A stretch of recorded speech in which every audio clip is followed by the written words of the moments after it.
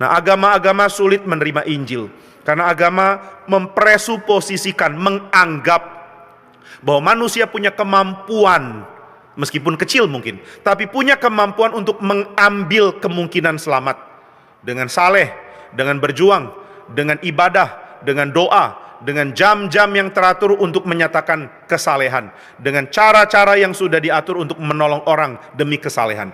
Akhirnya tidak ada agama yang menyoroti manusia sebagaimana adanya manusia. Agama melihat manusia cuma di kulit. Kalau di kulit kelihatan baik, kamu bisa selamat. Kalau di kulit kelihatan buruk, kamu nggak selamat. Tapi berusaha. Nah, ini yang agama-agama lihat. Tapi Injil menyoroti sampai hal paling dalam. Kamu orang jahat. Oh enggak, saya kelihatan baik. Itu cuma di kulit. Di dalam dirimu sedalam-dalamnya kamu orang jahat. Masa saya orang jahat? Saya orang yang baik. Saya tidak pernah melawan hukum. Saya tidak pernah bertindak immoral. Saya selalu penuh belas kasihan. Kenapa berani bilang saya jahat? Kamu jahat karena waktu kamu berjumpa dengan cinta dan kebaikan Tuhan, kamu akan berespons dengan kebencian. Kebencian membuktikan kamu orang jahat. Nah, ini yang terjadi kan, kalau kita memberitakan Injil, orang tidak terima. Apa yang ditolak dari Injil? Bukankah Injil berbicara tentang Tuhan mencintai engkau? Saudara memberitakan Injil, saudara mengatakan ada kesempatan bagi hidupmu untuk diulang, ditata, diperbaiki kembali, diberikan kesempatan baru. Bagaimana ada kesempatan baru? Dengan Tuhan mengubah kamu, mengubah status dari musuh Tuhan menjadi anak, mengubah tingkah laku dari cemar jadi kudus. Ini peluang, ini kesempatan yang diberitakan di dalam Injil. Tapi kenapa orang menolak? Kenapa orang benci? Saya nggak ngerti ya. Kenapa orang kalau mau mengabarkan Injil bisa takut? Karena berpikir nanti akan ditolak. Tapi kalau kita tanya, kenapa orang tolak? Alasan apa? Beritanya apa sih? Nah, ini yang harus kita pahami ya. Berita yang dibagikan di dalam Injil sangat-sangat baik untuk orang, tapi sangat tidak baik untuk kesombongan mereka. Nah, itu sebabnya orang bisa marah sama pemberita Injil karena kesombongan mereka diganggu. Coba ketika orang mengatakan, percaya Yesus, sebab Tuhan mencintai engkau dan Yesus jalan untuk kamu diterima oleh Tuhan. Yesus rela berkorban bagimu, dia mati bagi engkau. Saudara, mana ada orang tidak tersentuh dengan kabar yang mengatakan ada orang mencintai kamu dengan cinta sedemikian besar sehingga dia rela mati bagimu? Bukankah Injil adalah pernyataan cinta Tuhan? Bahasanya bahasa kasih. Ada kabar baik. Apa kabar baiknya? Tuhan mencintai kamu. Kenapa orang marah? Karena mereka mulai berpikir, kalau benar beritamu bahwa Tuhan mencintai saya dan jalan satu-satunya adalah lewat Kristus, berarti agama saya salah dong. Nah, ini yang dipermasalahkan kan? Berarti agamaku salah. Berarti kitab suciku salah. Berarti tradisiku salah. Oh, nggak bisa gitu. Kalau tradisiku salah, kamu menghancurkan harga diriku. Kalau kamu berani bilang agama saya salah, saya potong kamu. Loh, kenapa marah? Aku menyatakan Tuhan mencintaimu. Ya, tapi kamu bilang Tuhan mencintaiku sambil menghina aku. Apanya dari kamu yang dihina? Agamaku dihina, imanku dihina, kitab suciku dihina. Karena kalau kamu bilang satu-satunya jalan itu Yesus, berarti agamaku bukan jalan. Bukan. Kalau kamu bilang Yesus adalah kebenaran satu-satunya, berarti agamaku tidak memberikan jalan kebenaran untuk selamat. Memang tidak. Dan orang akan marah. Kenapa marah? Karena harga dirinya diusik. Nah, ini yang Martin Luther ingatkan.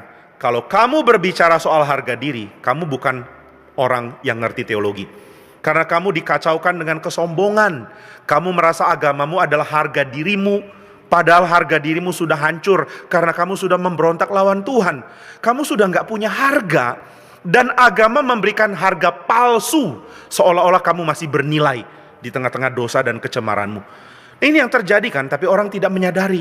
Nah, maka para pemimpin agama menolak Injil karena Injil mengganggu kewibawaan mereka dan mengganggu harkat mereka yang mereka miliki dari agama.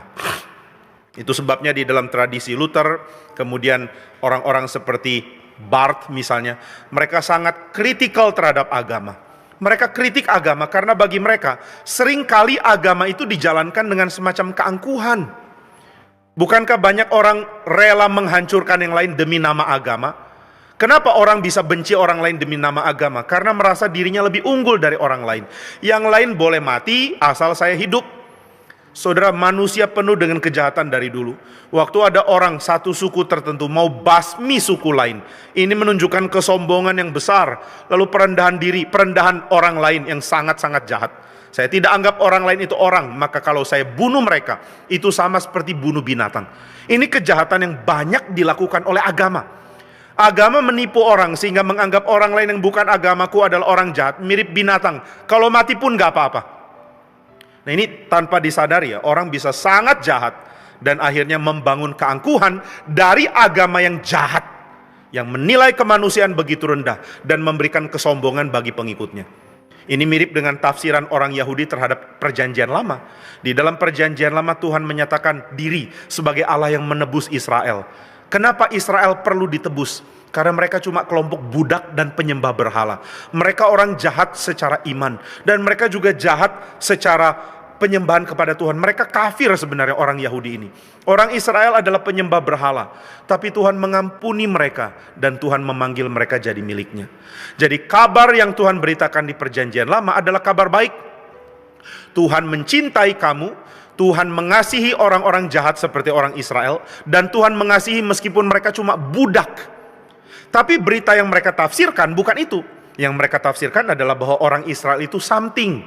Kami lebih hebat dari orang lain karena kami adalah orang spesial, yang lain di bawah. Ini kan kejahatan agama. Nah, maka saudara, ini jadi fakta di dalam sejarah manusia. Agama bersumbangsi di dalam kejahatan manusia ketika agama itu dipahami sebagai sesuatu yang mendatangkan wibawa, mendatangkan mulia bagi orang-orang yang memeluknya. Inilah kesalahan salah kaprah tentang agama. Maka ketika John Calvin menulis Institutes of Christian Religion, dia sengaja menekankan religion, agama. Pengajaran-pengajaran bagi agama Kristen. Bagaimana agama Kristen harusnya disusun. Bagaimana institusi bernama agama Kristen itu harusnya dipahami. Dan Calvin menekankan bahwa agama Kristen harusnya mengajarkan kita untuk tahu how wretched we are. Betapa kacaunya kita, betapa penuh dosanya kita.